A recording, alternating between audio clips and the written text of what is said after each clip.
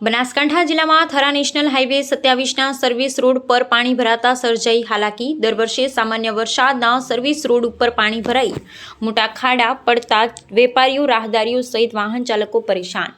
થરા નગરના વ્યાપારી અનેક વખત લેખિત રજૂઆત કરી છતાં જવાબદાર તંત્ર ધ્યાને દેતું નહીં। થરા વ્યાપારી શ્રી કબીરભાઈ શાહે મીડિયા સામે જણાવ્યું હતું, અનેક વાહન ચાલકો પાણી ભરેલામાં ખાડા હોવાથી પડી જાય છે। કાંકરેજના સર્વિસ રોડ, નાળા, ગટરોમાં પાણી ભરેલા ખાડામાં ગંદુ પાણી હોવાથી રોગચાળો ફાટશે તો જવાબદાર કોણ?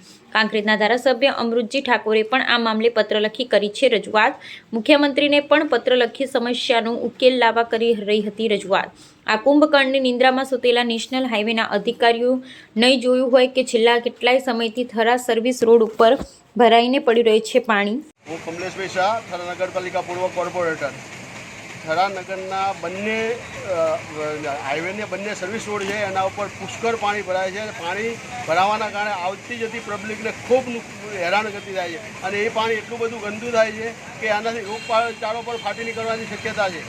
આ રોગચાળો ફાટી નીકળશે તો આના માટે જવાબદાર તંત્ર રહેશે।